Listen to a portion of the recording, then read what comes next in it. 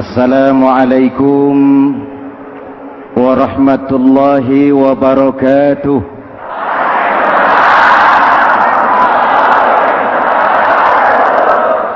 Alhamdulillah wassalatu wassalamu ala Rasulillah Sayyidina Muhammad ibn Abdullah wa ala alihi wa sahbihi wa mawala, amma ba'du.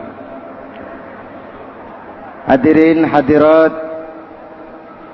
ma'asyiral muslimin yang saya cintai, Ramadan adalah madrasah, sekolah, tempat di mana kita banyak sekali belajar tentang hidup dan kehidupan,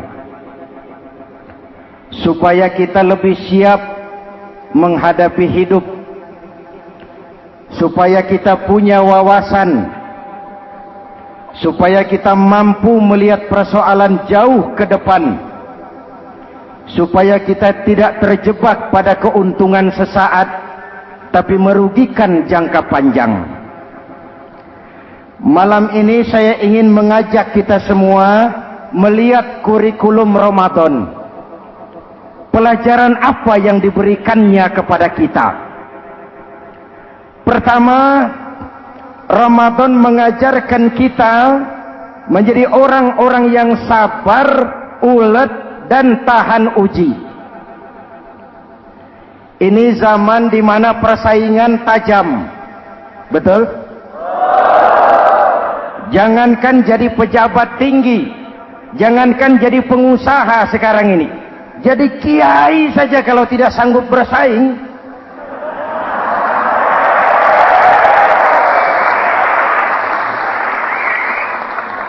ini bahasa kasar tapi jujur. Karena orang sekarang hidup di zaman banyak pilihan.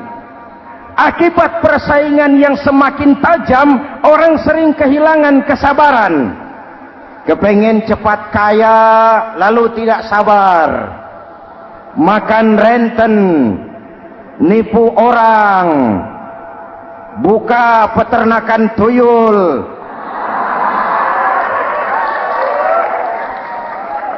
korupsi. Sekarang ini kan lagi santer Bulog Gate jilid 2. Rupanya memang tajam uang Bulog itu. Bulog sudah memakan salah seorang mantan ketuanya. Berdoa amang. Bulog sudah memakan seorang presiden. Sekarang Bulog sedang mengarah kepada ketua DPR. Kita lihat hasilnya.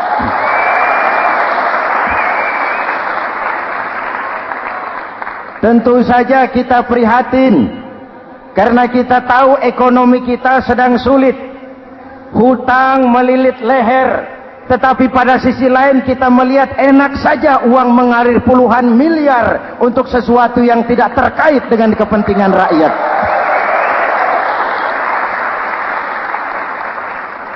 Karena itu puasa mendidik kita sabar, biar lapar melilit perut, biar haus mencekik tenggorokan.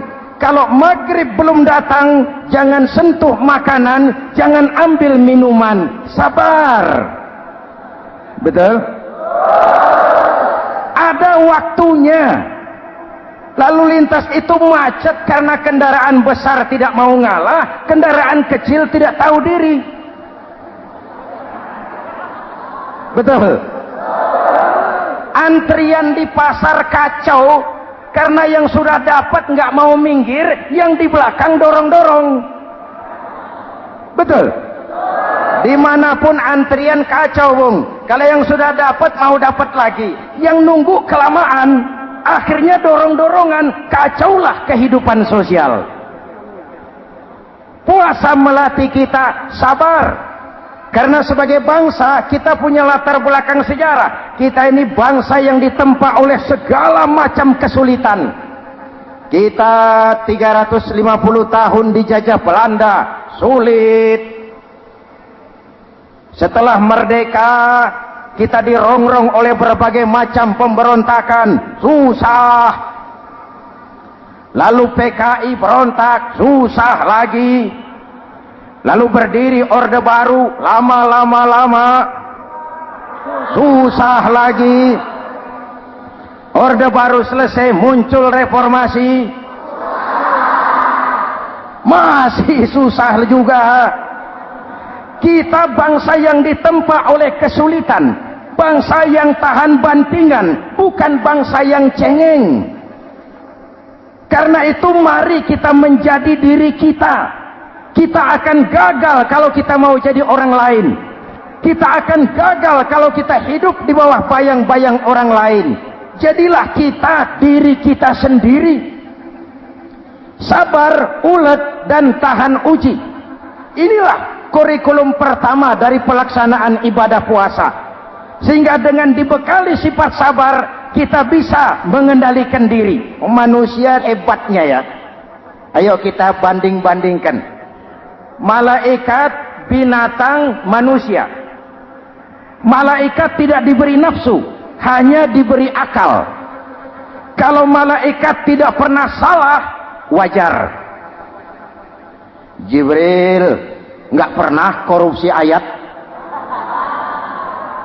Ini ada ayat bagus, saya pakai sendiri saja ini. Tidak. Malaikat maut tidak pernah salah adres mencabut nyawa orang yang belum waktunya mati. Tidak pernah. Dan itu wajar. Malaikat makhluk tanpa alternatif. Secara instinktif dia diciptakan untuk taat. Sebaliknya binatang diberi otak tapi tidak diberi akal. Binatang hanya diberi nafsu. Kalau binatang tiap hari salah, wajar. Ayam, kalau sudah datang syahwatnya, tidak usah menoleh. Ini banyak orang apa tidak? Betul. Kuda keliling kota, tidak pakai celana, tenang saja. Betul. Dan wajar, namanya juga binatang. Sedangkan manusia diberikan akal dan diberikan nafsu. Tiap hari terjadi perjuangan. Kadang akal menang, kadang nafsu yang menang. Ketika akal menang, kita lebih tinggi dari malaikat. Ketika nafsu yang menang, kita lebih rendah daripada binatang. Hadirin yang saya cintai, itu pelajaran pertama, sabar, ulet, tahan uji. Lalu pelajaran yang kedua, melahirkan sikap istiqamah, punya stabilitas temperatur batin, istilah sekarang. Soal istiqamah ini saya tidak akan menjelaskan pengertiannya, saya mau cerita saja. Mau dengar nggak? Ini tentang istiqamah. Dalam satu pertempuran, Jenderal Salahuddin Al-Ayyubi bersama tentaranya, tentara Islam, pernah mengalami kekalahan. Karena kalah, banyak yang ditahan jadi tawanan orang-orang kafir, beberapa perwira dan banyak ofsir. Tercatatlah ada 3 orang ofsir jadi tawanan raja kafir ini. Satu hari raja kafir musyawarah dengan perdana menterinya. Perdana menteri, saya tuan raja, ini tawanan Islam ini enaknya diapain? Kalau enaknya sih dibunuh saja tuan raja, selesai urusan. Soal bunuh sih gampang perdana menteri. Maksud tuan raja, bujuk saja agar dia meninggalkan Islamnya, ikut ke agama kita. Nanti kita kasih hadiah. Begitu. Iya, baiklah. Besok saya sidang 3-3-nya.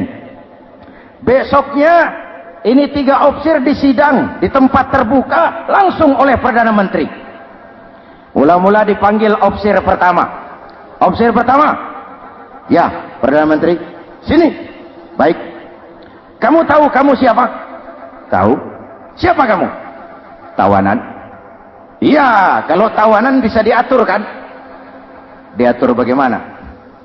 Kamu mau nggak ikut saya bersama Tuan Raja meninggalkan Islam agamamu, mengkhianati saudara-saudaramu sebangsa, setanah air, sekeyakinan? Ikut dengan saya, tinggalkan Islam. Nanti kamu akan saya angkat jadi pejabat tinggi, gaji cukup, rumah cukup, kendaraan cukup, istri cukup. Tapi kalau kamu menolak, kamu akan saya bunuh. Tuan Perdana Menteri, ya. Apa Anda menyangka selama ini saya berjuang karena kepengen kedudukan yang tinggi? Nih. Tuan menyangka saya berjuang ini karena kepengen harta yang banyak, jaminan hari depan yang memadai? Tidak, Tuan Perdana Menteri. Saya tinggalkan keluarga, kampung halaman, sanak famili, handai taulan. Saya jihad karena mengharap ridho Allah Subhanahu wa ta'ala. Tapi sekarang kamu tawanan kan? Itu resiko perjuangan. Kamu tidak mau meninggalkan Islam? Tidak. Kamu akan saya bunuh. Silakan. Kamu tidak takut mati? Tidak. Kamu berani? Dari kemarin. Apa dikira baru sekarang saya berani? Tuan Perdana Menteri, saya berharap memang saat-saat seperti ini bisa saya temukan. Ibadah saya sedikit, sholat saya kurang, puasa saya kurang. Barangkali dengan jihad saya bersimbah darah, mati di tangan Tuhan, Allah akan mengampuni dosa-dosa saya dan saya dapat tiket untuk mencapai keridhaannya.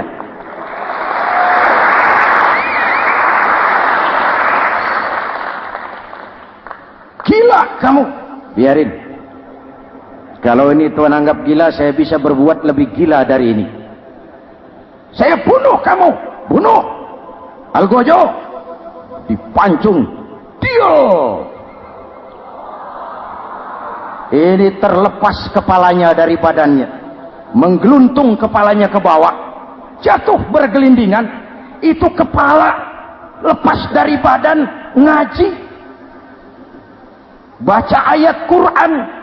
Sampai Perdana Menteri bingung. Minggir, ini ada kepala ngaji. Ayatnya yang dibaca, ya ayyatuhan nafsul mutmainnah, irji'i ila rabbiki radiyatan mardiyah. Wahai jiwa yang tenang, kembalilah kepada Allah dengan diridhoi. Masuklah ke dalam golongan hamba-hambaku dan masuklah ke dalam surgaku. Matanya terpejam rapat, bibirnya tersenyum. Dia gugur sebagai syahid karena membela keyakinan. Dia istiqamah, tidak goyah oleh tawaran jabatan dan kedudukan yang tinggi.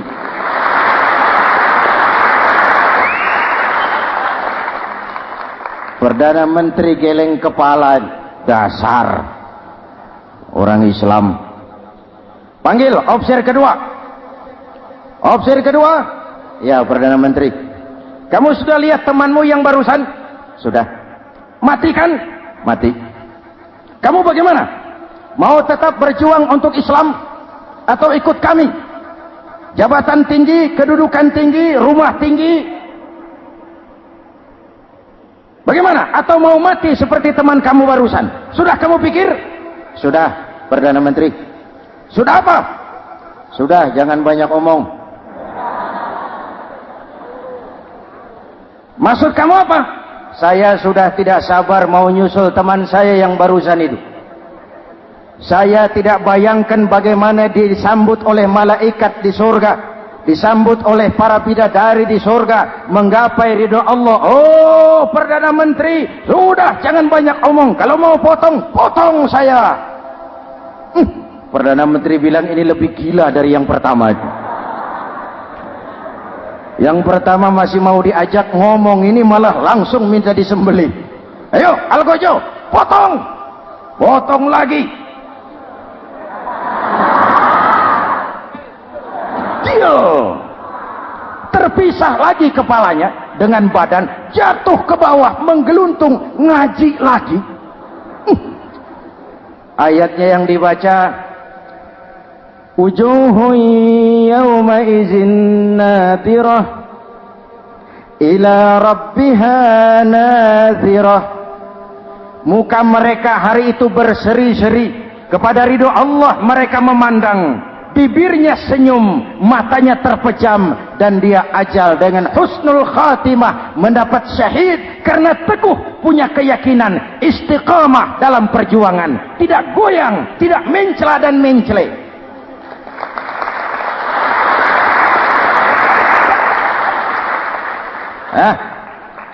Opsi ketiga, sini. Yap, siap Perdana Menteri. Kamu sudah lihat nasib dua orang teman kamu? Sudah. Mati kan? Mati. Kamu mau seperti dia? Oh, tidak Perdana Menteri.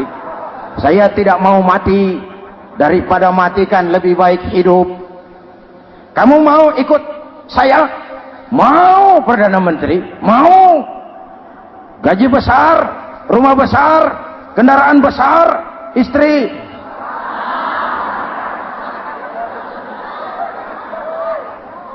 Mau Perdana Menteri, saya mau. Daripada tidak jadi apa-apa, kan lebih baik jadi apa-apa. Daripada tidak punya apa-apa, kan lebih baik punya apa-apa. Oh, jadi kamu selama ini berjuang karena mau cari apa-apa? Iya. Bagus. Nanti saya musyawarah sama raja. Kamu diangkat jadi bupati di mana? Tunggu ya. Perdana Menteri laporan, Tuan Raja. Ya. Ini opsi ketiga kelihatannya baik ini. Dia mau mengkhianati teman-temannya, sebangsa, setanah air, sekeyakinan. Mengkhianati bangsanya, meninggalkan agamanya. Dia mau ikut kita. Kita angkat jadi pejabat di mana dia? Raja senyum. Oh, soal angkat mengangkat sih gampang Perdana Menteri. Cuma saya pikir-pikir opsi ketiga ini kok tegel-tegelin. Kok sampai hati ya? Temannya sendiri, seiman, sekeyakinan, sebangsa, setanah air dikhianati karena mengejar jabatan, harta, kedudukan. Orang itu Perdana Menteri kalau sudah mau mengkhianati saudaranya sendiri, apalagi orang lain.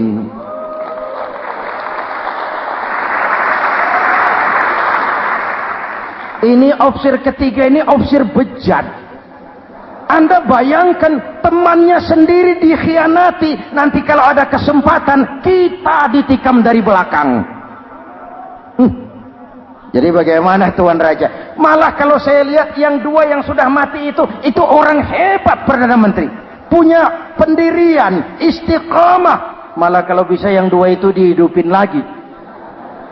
Loh, dihidupin bagaimana Tuan Raja, sudah kadang mati.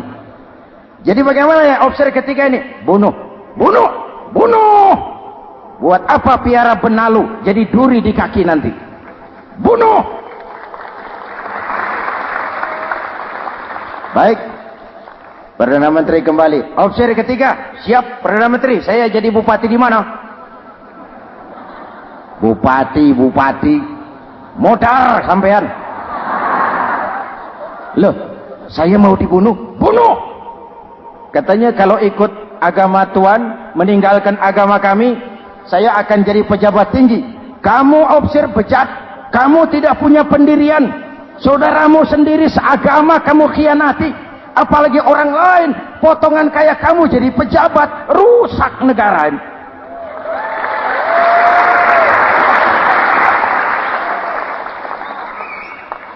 Hadirin hadirat yang berbahagia, saya lanjutkan cerita ini. Nanti kesimpulan diambil sendiri-sendiri. Jadi saya mau dibunuh Tuan Perdana Menteri. Ya, kamu mau dibunuh. Tidak jadi pejabat. Tidak. Kamu bejat. Bejat kok mau jadi pejabat. Nanti juga kalau kamu jadi pejabat, paling kerjamu memperkaya dirimu sendiri, paling banter keluargamu dan golonganmu. Rakyat tetap saja tidak terurus.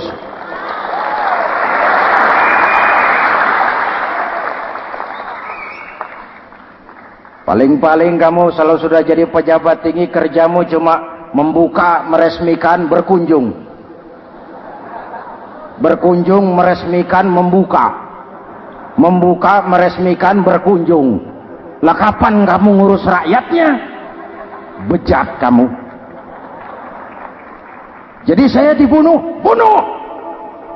Iyalah, kalau mau dibunuh ya saya bunuh, tapi saya mau Islam lagi ah. terserah, mau Islam lagi mau tidak, kamu tetap akan dibunuh. Iya, saya mau Islam lagi. Ayo cepat. Iya Pak, saya mau syahadat dulu. Cepat. Iya Pak, asyhadu macet lehernya. Ayo cepat. Iya Pak, asyhadu tidak bisa mengucap syahadat. Ayo cepat. Iya Pak, asyhadu tidak tuntas mengucap syahadat, golok algojo keburu sampai di lehernya. Diam. Darah mancur, pisah kepala dengan badan, menggeluntung ke bawah. Ngaji lagi. Dia bekas santri, masih bisa ngaji. Cuma ayat yang dibaca lain sama dua temannya tadi.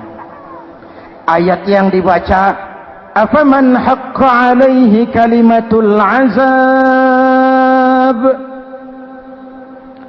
afaman haqqa alaihi kalimatul azab, afa anta tunkizu man finnar. Ini ayat yang dibaca. Orang yang memang sudah dapat vonis akan mendapat azab, bisakah kamu menyelamatkan dia dari neraka? Bertahun-tahun berjuang di bawah bendera Islam untuk kejayaan Islam, di akhir hayatnya dia tergoda oleh kedudukan dan harta, oleh jabatan dan pangkat. Ia bergeser, imannya rapuh, hilang istiqomahnya, ditinggalkan agamanya, dan dalam keadaan begitu dia mati, dia su'ul khatimah. Na'udzu. Hadirin, apa guna saya ungkapkan ini? Mari kita belajar, perlu stabilitas temperatur batin. Saya sering katakan, berapa banyak orang waktu di bawah teriak-teriak berantas korupsi, ganyang korupsi, sikat korupsi, cuma karena belum dapat kesempatan. Begitu dapat kesempatan, korupsinya lebih gila dari yang dia teriaki. Betul? Waktu di bawah rajin baca ayat kursi, dapat kursi, lupa sama ayat. Betul? Betul? Ini yang memerlukan sikap istiqamah, konsisten. Hanya dengan semangat seperti ini, maka kita tidak akan goyah oleh tantangan yang bagaimanapun beratnya. Hadirin yang saya muliakan, Allah berjanji, orang-orang yang beriman kemudian beristiqamah, tatanazzalu alaihimul malaikatu alla takhafu wa la tahzanu, akan turun kepada mereka malaikat seraya berkata, kamu tidak usah takut, kamu tidak usah sedih. Allah akan memberikan pertolongan kepada orang-orang yang istiqamah. Ayo kita tetap istiqamah melaksanakan ibadah hanya kepada Allah Subhanahu wa ta'ala. Nah, yang ketiga, ikhlas. Allahumma lakasumtu, untuk engkau saya berpuasa. Orang mau puji atau tidak bukan soal, orang mau lihat atau tidak bukan soal. Kalau sudah berbuat, yang penting karena Allah saja. Keikhlasan itu, kalau amal kita adalah jasad, ikhlas adalah roh. Saudara, hari Jumat jam 9 pagi sudah berangkat ke masjid. Apa tidak bagus? Bagus. Sarungnya baru. Samarinda kelas BHS. Sajadah tebal, tasbih panjang. Jam 9 sudah berangkat. Iya, padahal sholat jam 12. Betul. Apa pahalanya besar? Nanti dulu. Itu berangkat jam 9 itu maunya apa? Pameran sarung? Atau di dekat masjid ada janda? Atau apa? Disinilah peran keikhlasan. Keikhlasan itu bukan kata. Malah kalau kita, oh saya ikhlas loh, biasanya tidak ikhlas kalau sudah ngomong begitu. Ikhlas itu amalan batin.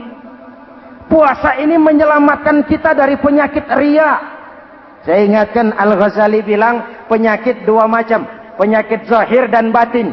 Bedanya apa? Pertama, penyakit zahir yang punya lebih tahu dari orang lain. Tapi penyakit batin orang lain lebih tahu dari yang punya. Kalau kita punya kanker darah tinggi, kita tahu, orang lain tidak. Tapi kalau kita sombong, hasud, dengki, orang lain kadang-kadang lebih tahu dari kita yang punya. Betul? Yang kedua yang dahsyat, sehebat-hebatnya penyakit zahir cuma merusak dunia. Penyakit batin merusak dunia, menghancurkan akhirat. Ginjal mati, darah tinggi mati, tumor mati, kanker mati, leukemia mati, tapi tidak berakibat akhirat. Tidak ada penduduk neraka ditanya, kenapa kamu masuk neraka? Tumor, Pak. Tidak ada. Tidak ada. Sehebat-hebatnya penyakit zahir cuma merusak dunia, tapi penyakit batin merusak dunia, menghancurkan akhirat. Sombong, penyakit batin, di dunia dijauhi orang, di akhirat neraka tempatnya. Kikir, penyakit batin, di dunia dijauhi orang, di akhirat neraka tempatnya. Betul? Maka Al-Ghazali heran, kalau diserang penyakit zahir kita panik, cepat-cepat cari dokter. Tapi kalau diserang penyakit batin kita tenang-tenang saja. Padahal penyakit batin merusak dunia dan lebih hebat lagi menghancurkan akhirat. Maka puasa melahirkan keikhlasan, agar di dalam melaksanakan ibadah cuma kita dan Allah saja. Inilah jiwa dan semangat yang sekarang ini pun sudah mulai menjadi langka. Semuanya karena akhirnya yang subur mental penjilat. Sumuhun dawuh, pasukan kulonuun, barisan asal bapak seneng, pasukan kumaha juragan wae, organisasi oke bos. Kita miskin dengan orang-orang yang punya prinsip, yang berani berkata ya terhadap yang benar, sanggup berkata tidak terhadap yang tidak benar, apa dan bagaimanapun resikonya.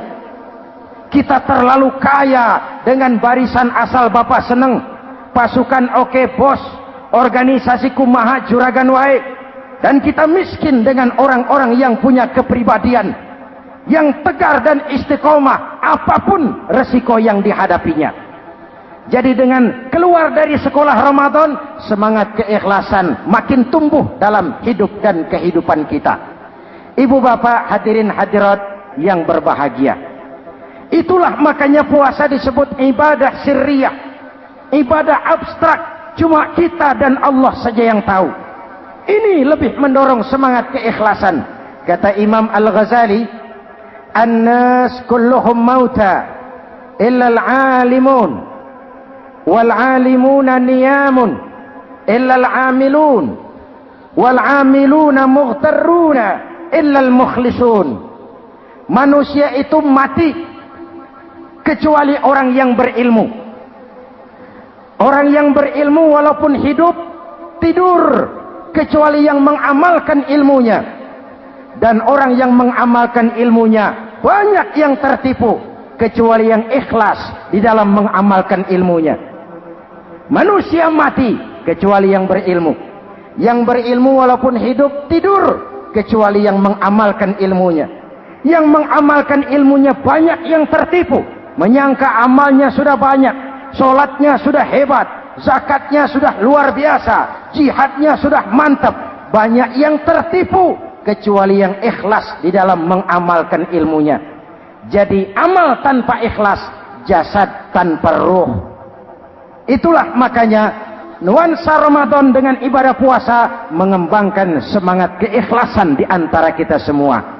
Mari kita baca doa sama-sama munajat, mohon pertolongan Allah agar kita diselamatkan dari penyakit riya dan ditumbuhkan semangat keikhlasan. Ala hadhihi niyyah wa ila hadratin nabi. Al-Fatihah.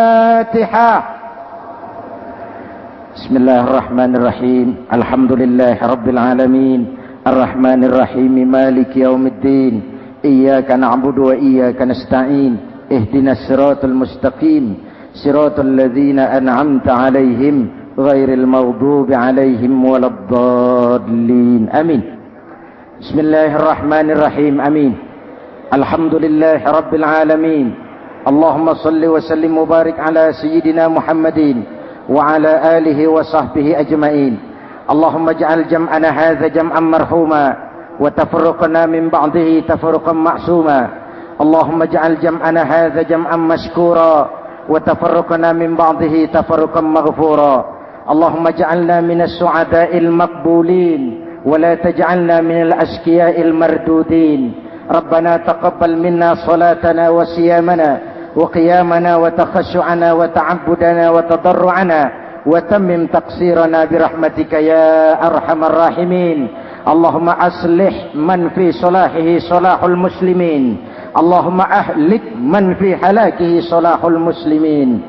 Ya Allah, dengan sepenuh perasaan dan pengharapan, dengan segala keremahan dan kerendahan, kami bermohon kepadamu, berikan kami kekuatan zahir dan batin, berikan kami kesabaran dan ketabahan, sikap istiqamah dalam mengarungi hidup yang penuh ujian ini.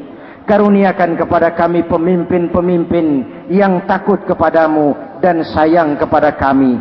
Rabbana hab lana min azwajina dhurriyyatina qurrata a'yun waj'alna lil muttaqina imama. Afdalu ma qultuhu ana wan nabiyyuna min qabli. La ilaha illallah.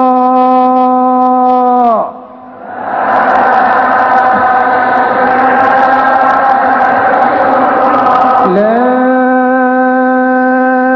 ilaha illallah.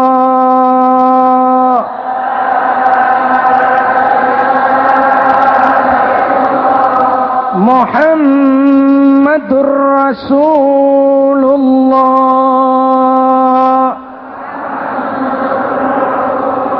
Amin. Kalimatu haqqin 'alaiha nahya wa 'alaiha namut wa 'alaiha wa biha nub'atsu insyaallah minal aminin birahmatika ya arhamar rahimin. Sallallahu ala sayyidina Muhammadin wa ala alihi wa sahbihi ajma'in. Hana rabbika rabbil izzati amma yasifun. Salamun alal mursalin walhamdulillahi rabbil alamin. Assalamualaikum warahmatullahi wabarakatuh.